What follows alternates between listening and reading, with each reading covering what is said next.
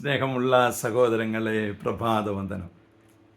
ഏറ്റവും ആശ്വാസപ്രദമായൊരു വചനമാണ്. അധ്വാനിക്കുന്നവരും ഭാരം ചുമക്കുന്നവരും എൻ്റെ അടുക്കൽ വരുവിൻ, ഞാൻ നിങ്ങളെ ആശ്വസിപ്പിക്കാം.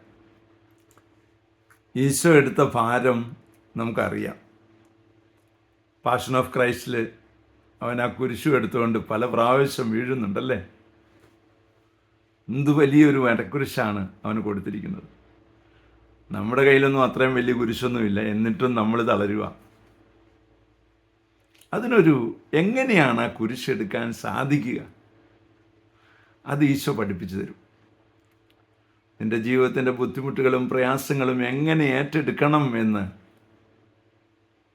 ഈശോ പഠിപ്പിച്ചു തരും. ഞാൻ സിമ്പിളായിട്ടൊരു കാര്യം പറയാം. നിൻ്റെ വീട്ടിൽ ഒരാൾ വന്നു, നിങ്ങളുടെ വീട്ടിൽ ഒരു കട്ടിലേ ഉള്ളൂ എന്ന് ഓർക്കുക. നീ എന്തു ചെയ്യും?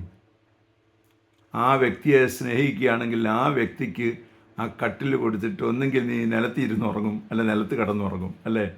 നിനക്കതുകൊണ്ട് വിഷമം ഉണ്ടാവുമോ? നിനക്ക് സന്തോഷം ഉണ്ടാവുള്ളൂ,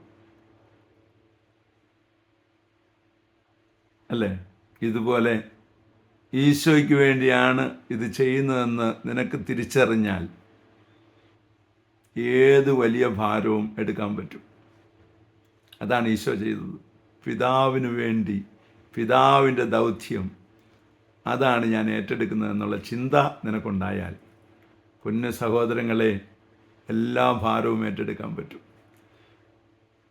നമ്മൾ ആർക്ക് വേണ്ടിയാ എന്നൊരു ചിന്തയാണ് നമ്മളെ ഒത്തിരിയേറെ വേദനിപ്പിക്കുന്നത്. അതിനായി നമുക്ക് പ്രാർത്ഥിക്കാം കേട്ടോ. പരിശുദ്ധ അമ്മയെ സഹായിക്കണേ. വിശുദ്ധ ഔസേപ്പ് പിതാവേ, ഞങ്ങൾക്ക് വേണ്ടി പ്രാർത്ഥിക്കണേ. പരിശുദ്ധാത്മാവേ, എഴുന്നള്ളി വരണേ. പരിശുദ്ധ പരമ ദിവ്യകാരണത്തിന് എന്നേരവും ആരാധനയും സ്തുതിയും പുകഴ്ചയും ഉണ്ടായിരിക്കട്ടെ. ആമേൻ. നമ്മുടെ കർത്താവായ യേശുക്രിസ്തുവിന്റെ കൃപയും പിതാവായ ദൈവത്തിന്റെ സ്നേഹവും പരിശുദ്ധാത്മാവിന്റെ സംസർഗവും സഹവാസവും സ്നേഹവും ശക്തിയും കൃപയും എല്ലാ അനുഗ്രഹങ്ങളും സമൃദ്ധമായി നിങ്ങൾ ഏവരോടും കൂടെ ഉണ്ടായിരിക്കട്ടെ, ഇപ്പോഴും എപ്പോഴും എന്നേക്കും. ആമേൻ.